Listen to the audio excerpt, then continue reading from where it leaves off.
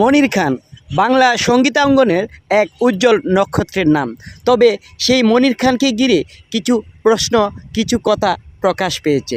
বাংলাদেশ থেকে কয়েকদিন পূর্বে স্বৈরাচারী সরকারের পতনের পর মনির খান কি বললেন? মনির খান তার মনের ভিতরে জমা থাকা কথাগুলো তিনি প্রকাশ করলেন দর্শকের সামনে। আসুন শুনি সেই কথাগুলো। আমি একজন সঙ্গীতকর্মী, আমার কথাই বলি। আমি 3বার জাতীয় পুরস্কার পেয়েছি।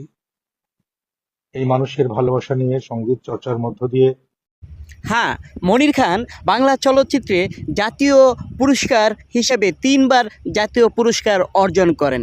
সরকারিভাবে তিনি 3বার জাতীয় পুরস্কার অর্জন করেন। এমন একজন প্রখ্যাত শিল্পীকে যা কিনা মনির খান সুস্পষ্ট আকারে তিনি বলেছেন, যেটা আপনারা শুনতে পারবেন। এই যে দেখুন, বিগত দিনের যেই সরকার ছিল, স্বৈরাচারী যেই সরকার ছিল, আমাদের হাসু আপা, সেই হাসু আপা মনির খানকে আপনার বাংলাদেশ বেতার, বাংলাদেশ টেলিভিশন, অর্থাৎ সরকারি যত কার্যকলাপ আছে সব কিছু থেকে মনির খানকে বিরত রেখেছিল ওই আমাদের স্বৈরাচারী সরকার হাসু আপা।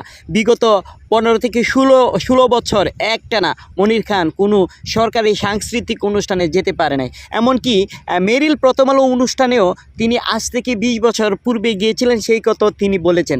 তারপরে কেন তাকে ডাকা হয়নি, এবং তিনি এই আক্ষেপ তুলে ধরেন যে আমার সহকর্মীরা মেরিল প্রথম আলো পুরস্কার অনুষ্ঠানে অ্যাটেন্ড করে, আর অথচ আমাকে কোনো কল দেওয়া হয় না, আমাকে ডাকা হয় না। এই বিষয়টা অনেক আক্ষেপ নিয়ে মনির খান কথাগুলো বলে। আসুন শুনি মনির খানের কথাগুলো। তারপরও এই দীর্ঘ 16 বছরে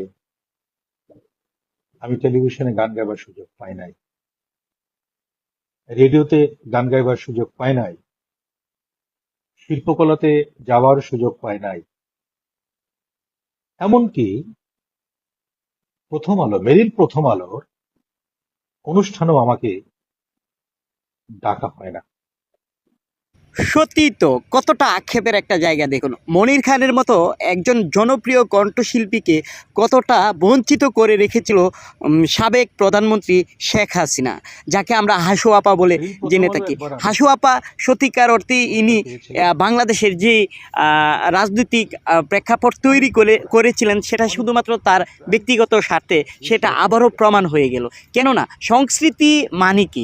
মানে সংস্কৃতি হলো মানুষের মনের কথা বলে, মানুষের মনকে আনন্দ দেয়। সেই জায়গাতে হাসু আপা কিন্তু মানুষের মনের ভিতরে যেই কষ্টটা, সেই কষ্টটাকে দ্বিগুণ বাড়িয়ে দেওয়ার কাজটা করেছেন। তার মতো মানুষ কিভাবে এদেশে বিগত 16 বছর তিনি ক্ষমতায় ছিলেন, সেটা আমার বোধগম্য হচ্ছে না। তিনি সত্যিকারের অর্থে, আমরা সিনেমাতে দেখি না বিলিয়নরা কীরকম হয়, তার চেয়ে বড় বিলিয়ন তিনি আমার কাছে মনে হয়।